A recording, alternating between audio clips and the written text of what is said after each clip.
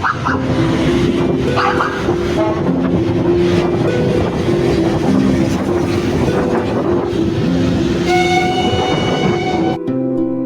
tengah hiruk-pikuk kota Surakarta, berdirilah sebuah tempat wisata yang akan menunjukkanmu sejarah berdirinya kota ini dari masa sebelum Indonesia merdeka. Di Rumah Budaya Keratonan, seni dan sejarah berpadu menjadi suatu kesatuan yang siap mengantarkanmu mengenal lebih dalam keindahan kota ini. Berlokasi di Jalan Manduro nomor 6, Rumah Budaya Keratonan menawarkan nuansa tenang dan nyaman bagi para pengunjungnya untuk mengenal Solo lebih dekat dan juga mengistirahatkan pikiran mereka dari hiruk-pikuk kota.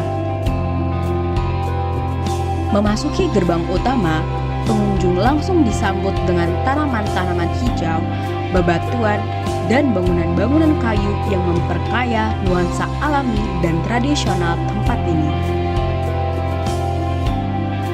Beberapa bangunan bernuansa joglo, sebuah perpustakaan, serta ruangan terbuka hijau menjadi pemandangan yang menyejukkan mata begitu pengunjung menapakkan kaki di Rumah Budaya Keratonan.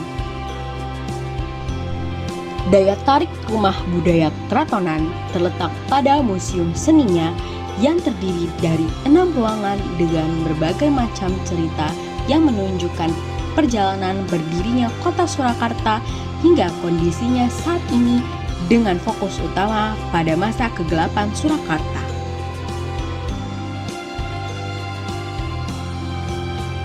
Di dalam museum terdapat berbagai instalasi berbeda-beda di setiap ruangannya yang menambah daya tarik visual dan menunjang cerita sejarah yang disajikan.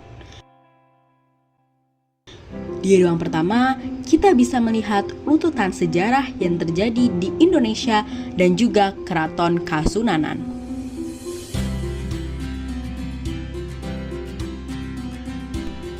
Memasuki ruangan kedua, kita akan mempelajari mengenai sejarah geger pecinan dan juga pecahnya Kerajaan Mataram. Selain itu, kita juga akan mengingat kembali beberapa pelajaran sejarah mengenai tanam paksa dan juga masa penjajahan Belanda.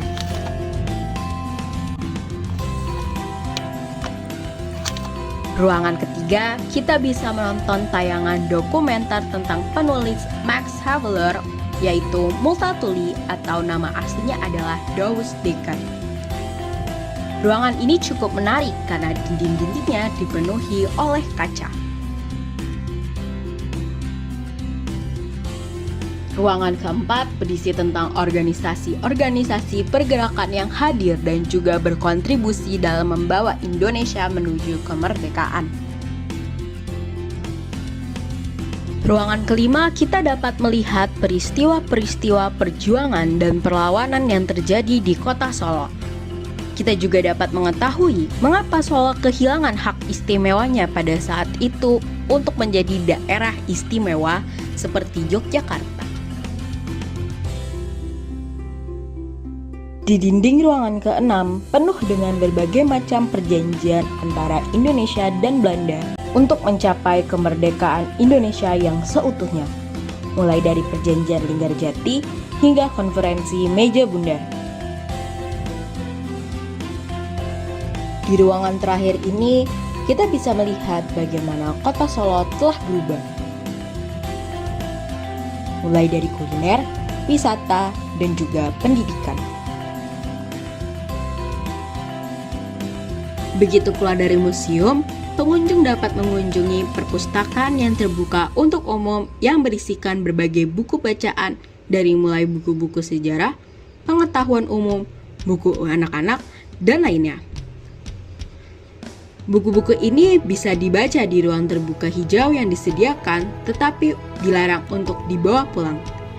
Di ruang terbuka hijau ini, pengunjung dapat bersantai sejenak di bawah pohon-pohon rindang sambil membaca buku, bercengkrama, dan foto-foto di sekitar tempat. Di bagian belakang Rumah Budaya Keratonan terdapat sebuah joglo bercat putih yang menjadi tempat digelarnya berbagai acara, workshop, kelas-kelas gratis, dan juga dapat dialihfungsikan sebagai tempat beribadah pada bulan Ramadan. Kelas-kelas gratis ini meliputi kelas bahasa Inggris, kelas taekwondo, dan masih banyak lagi.